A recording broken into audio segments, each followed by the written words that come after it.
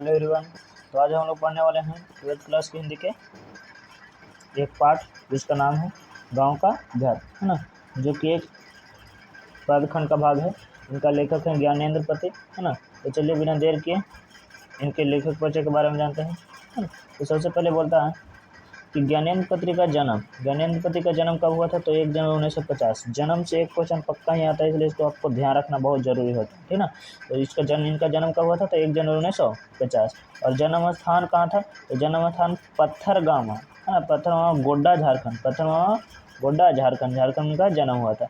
माता पिता के बारे में पूछे तो माता का नाम सरला देवी और पिता का नाम देवेंद्र प्रसाद चौबे। माता का नाम सरला देवी और पिता का नाम देवेंद्र प्रसाद चौबे। शिक्षा इनकी कितनी हुई है? तो प्रारंभिक शिक्षा गांव के स्कूल में हुई थी। प्रारंभिक शिक्षा कहाँ हुआ था? गांव के स्कूल में हुआ था। जबकि बीए और एमए अंग्रेजी में विषय में पटना विश्वविद्यालय से की। प्राथमिक शिक्षा भले ही गाँव में हुई, लेकिन अंग्रेजी से जाकर के एमए किए और बीए किए कहाँ? पटना विश्वविद्यालय से। फिर हिंदी में भी एमए बिहार विश्वविद्यालय मुजफ्फरपुर से किए। हिंदी में किए तो एमए किए बिहार विश्वविद्यालय मुजफ्फरपुर से। उसके बाद वृत्ति के बारे में बोलता है तो बिहार लोक सेवा आयोग द्वारा चयनित होकर कार्य अधीक्षक के रूप में कार्य करते हुए कैदियों के लिए अनेक कल्याणकारी कार्यक्रम चलाए। फिर अनंतर नौकरी छोड़ करके फकत कविता लेखन शुरू कर दे। अर्थात ये बिहार लोक सेवा के कार्य करने, बहुत ही इंपॉर्टेंट है। बिहार लोक सेवा के रूप में कार्य करते लेखक कौन रहे हैं? तो उनका नाम है हमारा, क्या नाम है? तो ज्ञानेंद्र पति नाम है ना। ये जो कि किसके रूप में कार्य है? बिहार लोक सेवा का आयोग, ठीक ना, बीपीएससी से क्वालिफाई होकर के आए हुए उम्मीदवार हैं, ठीक। इनका निवास कहाँ था? तो इनका निवास था वाराणसी उत्तर प्रदेश। निवास कहाँ था? वाराणसी उत्तर प्रदेश। रहने वाले थे कहाँ के? वाराणसी उत्तर प्रदेश के। इनको काफ़ी सम्मान मिला है क्योंकि कल्याणकारी कार्यक्रम बहुत किए हैं। तो पहला सम्मान 2006 में मिला। संस्यात्मा के साहित्य अकादमी पुरस्कार 2006 मिला। आँख हाथ बनते हुए जो कि इनकी कृतियाँ, इनका 2 सम्मान है ना। पहला सम्मान नाम है 2006 मिला। आयोग है साहित्य अकादमी पुरस्कार जो कि 2006 मिला। उसके बाद बताता है कि इनको कौन कौन सी कृतियाँ हैं, है ना। तो कृतियाँ, पहला है कृतियाँ आँख हाथ बनते हुए जो कि 1970 में छपा। कब छपा? 1970 में, ठीक ना। और उसके बाद फिर बोलता है कि क्या बोलता है, इनको सम्मान 2 पुरुष सम्मान मिला था। पहला सम्मान 2006 में और दूसरा साहित्य अकादमी पुरस्कार भी 2006 में ही मिला था, ठीक है ना।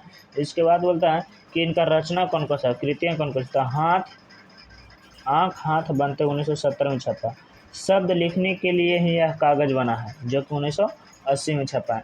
गंगा तट 2000 में छपा और संन्यात्मा 2004 में छपा। भिनसार 2006 में इनको इनाम भी मिला है, अर्थात पुरस्कार भी मिला है। कवि ने कहा जो कि 2007 में छपा है।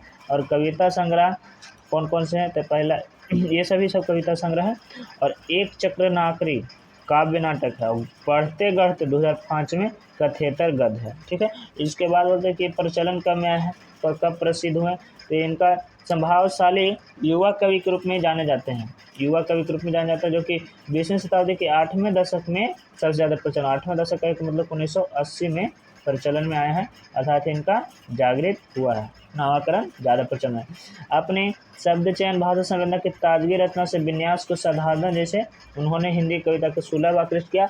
वो केवल ऐसे इसी प्रकार से कविता रचना करते थे जो लोगों को आकर्षित कर रहा था, और ये बहुत ज़्यादा क्या हुए? प्रसिद्ध हुए। और लोक कल्याणकारी कार्य करने की वजह से इनकी प्रसिद्धि बहुत जल्दी प्राप्त हुई। और इसके बाद फिर इससे रिलेटेड रहता है ना। इस पाठ में किस चीज़ के बारे में? तो अपने घर के लेकर के थोड़ा सा इतिहास परंपरा के बारे में बातचीत करते हैं, ठीक ना। तो चलिए बिना देर के यहाँ पर हम आते हैं कि इसके बारे में देखिए। ये अपने बारे में कुछ मोटिवेशन लाइन लिखते हैं और कहते हैं, 5 चिड़ियों ने खुले आकाश को सुने घाट पर नहाने आई सखियों सा अपनी क्रीड़ाओं से भर दिया। कितनी चिड़ियों ने?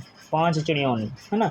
फिर आए राहगीर पक्षियों के मंथर झुंड कांपते हुए आकाश को सुलते करे, है ना, सुतल करते। फिर राहगीर आए, उस पर डंडे मारे या फिर ढेला मारा या तो पत्थर मारे, कंकर मारे, जिसकी वजह से क्या हो? कांपते आकाश को सुतल करते।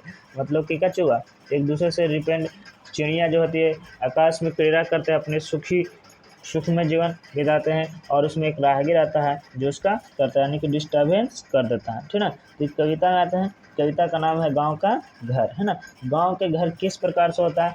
गांव के घर के हालांकि बहुत उस टाइम के चर्चा है कहानी में, 1980 के टाइम के गांव के घर की चर्चा है ना। तो चलिए बिना देर के इसको करते हैं। आपकी परीक्षा में इसका एक्सप्लेनेशन पूछ सकता है, इसलिए इसका आपको गौर से देखना होगा, समझना होगा। ठीक है, चलिए शुरू करते हैं। कहता है गांव के घर के अंतःपुर की वह चौखट। अंतःपुर कहने का मतलब होता है घर के अंदर के दरवाजा वाला भाग जो होता है ना, वहाँ पर क्या सीन जो होता है अंतःपुर कहलाता है। अंतःपुर का वह चौखट टिकुली साटने के लिए सहजन के पेड़ से छुड़ाई गई गोंद का गेह वह सीमा, है ना। टिकुली कहने का मतलब होता है टीका, जो हमारी माता बहनी करती है।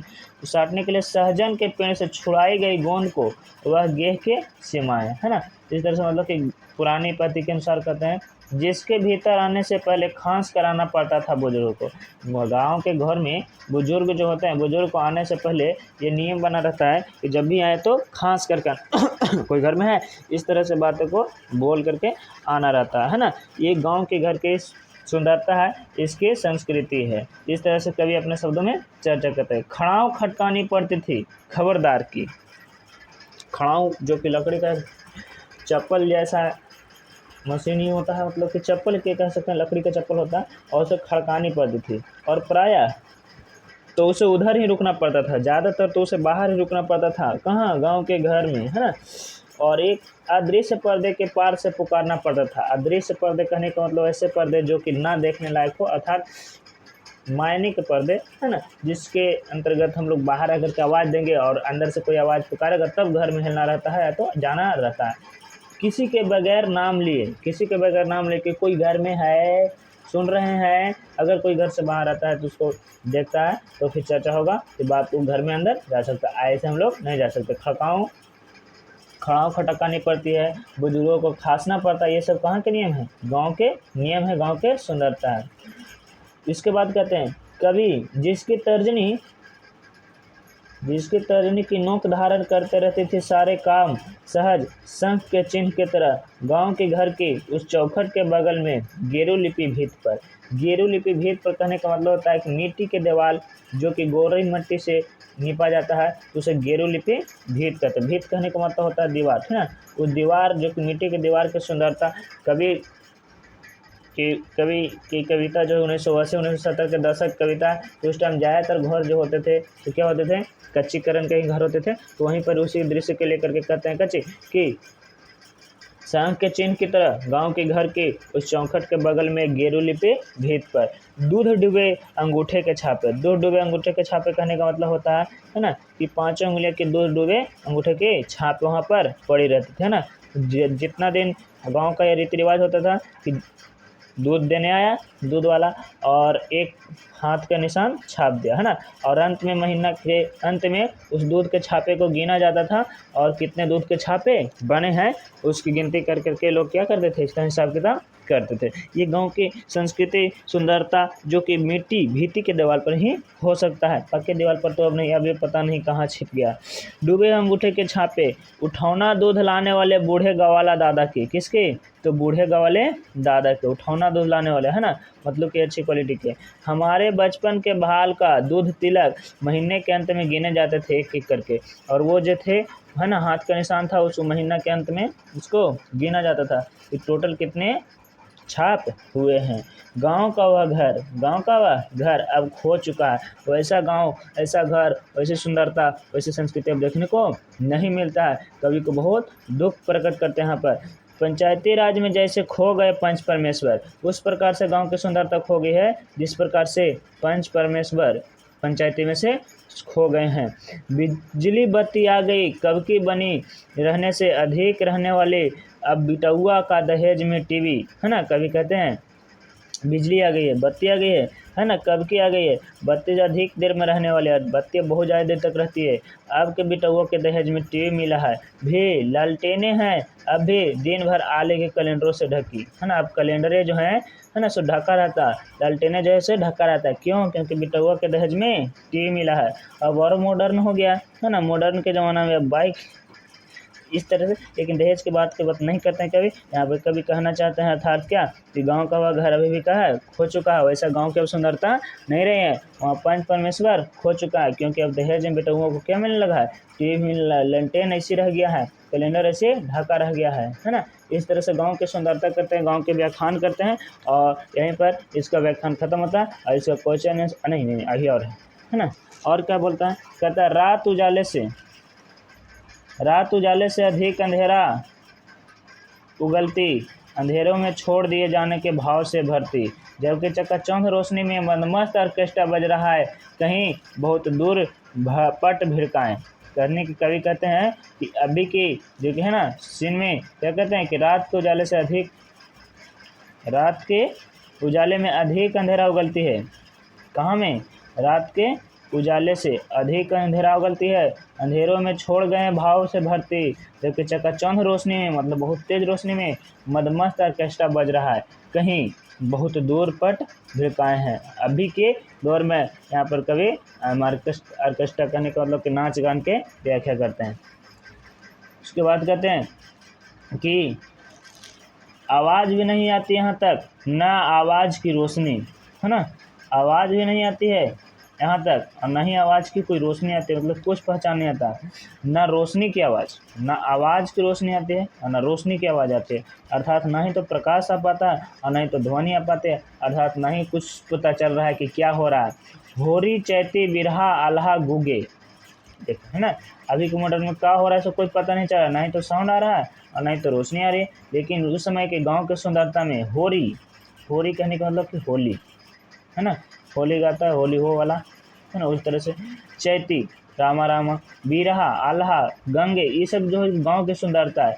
लोकगीतों की जन्मभूमि में भटकता एक शोक गीत अनगाया अनसुना आकाश के अंधेरा में कटते हैं। ऐसा लगता है कि अब नहीं तो लाहौरी देखने को मिला, न चैती न बिरहा न अल्हे न गुंगे, है ना, सब भटकता हुआ आ रहा है और गांव की सुंदरता क्या हो रही है। उसके बाद कहता है कि 10 कोस दूर शहर से आने वाला सर्कस का प्रकाश बुला हुआ, कहाँ से, 10 कोस दूर से जो सर्कस वाला है ना, उसका बुला हुआ आ रहा है। बुला हुआ कहने को उसकी मांग बढ़ रही है। तो कब का मर चुका है सर्कस वाला का मांग कब है, कि जैसे गिर गया हो गदगस्ते गवाकर कोई हाथी, मतलब किस प्रकार उसका नाम बुला गए हैं लोग, जैसे कि कोई गड्ढा में हाथी गिर जाता है तो उसके जो है ना आसपास के लोग, आसपास के हाथी छोड़ छाड़ के चल जाते हैं और उसको भूलने की कोशिश करते हैं, मतलब कि दुख में छोड़ करके चल जाते हैं। उसी प्रकार से लोग यहाँ पर क्या प्रकाश सर्कस वाले को भूल गए हैं।